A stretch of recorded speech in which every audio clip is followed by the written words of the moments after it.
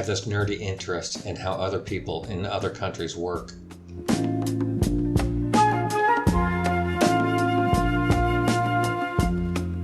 Produce in Southern Europe always looks so much better than produce in the US.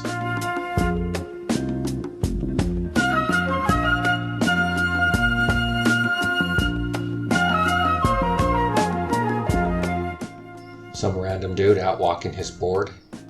We decided to do a little more island hopping, so we caught a Vaporetto and headed over to Murano. We of course wanted to go over there and see the blown glass. But also, a girlfriend of mine bought a glass ring in Venice and it got broke. So we were on the hunt to find one to replace it. We're in Murano.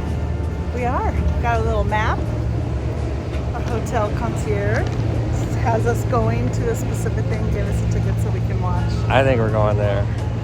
Where? There. Yeah.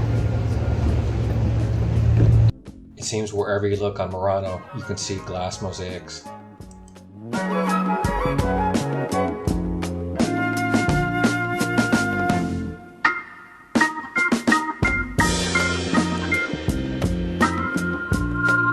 The Fornace Gino Mazzucato was our destination for a glass blowing exhibit.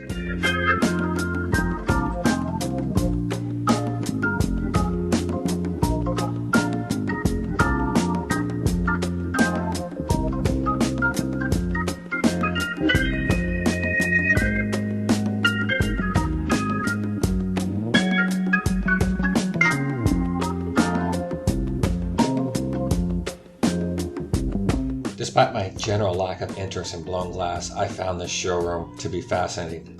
I can see why when people go here, they end up coming back with some type of blown glass souvenir.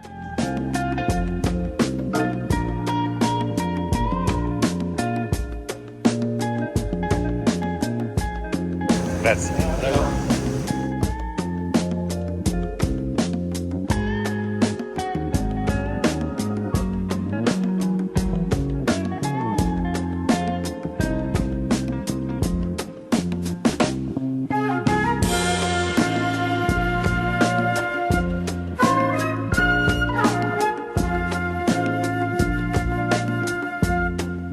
After the glass blowing exhibit, we headed across to the other side of the island to catch yet another Vaporetto. Okay, Murano's like mini Venice, except with glass. And it's more open and personal. Yeah. Our next destination was the island of Burano, which is famous for making lace.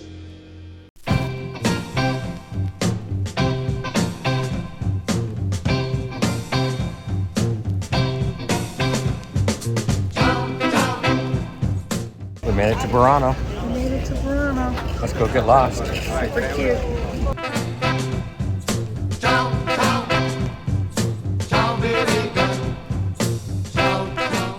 It was a very colorful and charming little city.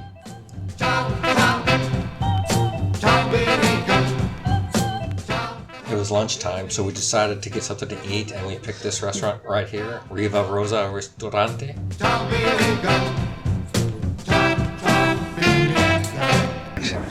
So we got the cod, whatever, as our first course. And the waiter came over and we were telling him how good it was because it really was good. And he's like, just a second. And he goes back and he gets this polenta and it's a white polenta and then he put some other kind of fish on it, which was very similar to the cod, but a flavor. Oh, it was so good. And yeah, the pasta, there's nothing even to say. It was just spectacular. And I would not have ordered that had, because it was a black ink, squid ink pasta. But it didn't have the squid ink as the sauce. I didn't know that when we ordered it, but I thought I had to do it. We just had the turbot, which was a fish with a bunch of roasted vegetables. And let me just say this, so delicate. And it has capers in it, which you really noticed when you take a bite. but yet the fish is so delicate. It like they complemented each other, and it was fantastic. Another great meal. For me, every dish we had, each component was beautifully prepared, just beautifully balanced, and together they were miraculous. That was like eating a symphony. This was my favorite meal of the trip, and we're deep into the trip. So these guys deserve a Michelin star in my opinion. One of the things that we've run across is we don't know the wines of the region. We don't know what goes with what. We typically just leave it to our waiter. We're just like, yeah, we like dry and we want a white because we're going to have fish. Because there are a lot of grapes on the wine list, and we've not just heard. Unfamiliar. We haven't heard of the grapes. So they ask dry or sweet. We typically tend to like the dry, and then they're like blah blah blah blah, and we're like, that sounds fantastic. And you know what? It's worked every time.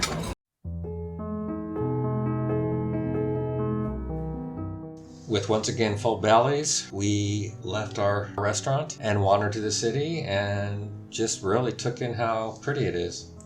Here's an example of some of the local lace, which apparently is really high quality. Not only do we get lost, but we lose each other. Scusi. Scusi. Most of the boats over there are like the cars, really small.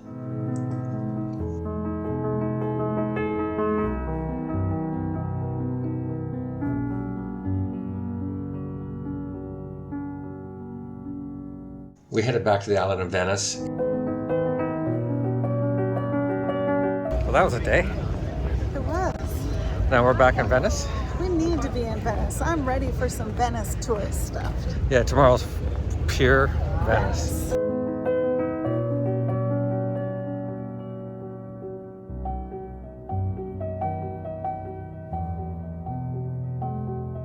We kept passing this restaurant and it looked really interesting, so we decided to stop there and get a cocktail. Feels good to sit. It does. And look at how lush the seats are. Yeah, we walked a lot. Not only today, but like last 10, 11, 12 days. Yeah, and it's one thing when you're walking on dirt, like when you're hiking on a trail, but it is definitely different when you are on hard cobblestones. Or shizzy. But of course we're still smiling because, hello, we're in Venice. Yeah, first world problem. Soup Nazi restaurant. No, here's the thing. We keep talking about being graceful. And there's something going on. We don't understand it. But we ordered a drink and he yelled at us, and then people come up and he's yelling at them to go away. no, this is a grace situation where we don't understand the whole picture. Soup Nazi. These drinks were worth being yelled at. Listen, there were like 50 people that just walked in. So, and then when he brought us our drinks, I said, "You guys having an event?" And he was very upset, did not make eye contact, but agreed that yes, they had an event. Then he yelled at him, told him to go away. But it's so charming. Like, literally everyone walking by stops and they either take a photo or they come in and ask if they can have a drink or whatever. And they get yelled at. I don't know how we got through. Because as much as he's pretending, he is being gracious. Who? You. Well, I am, but they're like soup Nazis. We wanted to get little munchies before we went to bed because we don't want to go out to dinner. So we're going to, how do you pronounce them here? Chiquetes. So looked it up, 4-minute walk to here. And check out this square. When you buy a drink, they bring you sacchetti. And it was a great place to sit and watch the Italians doing their thing in this plaza.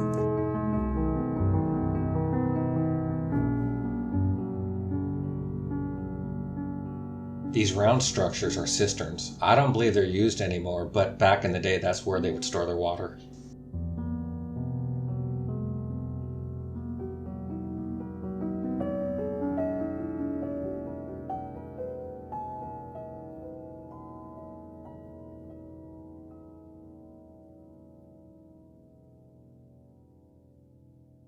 we happened across an art exhibit on our way back to our hotel.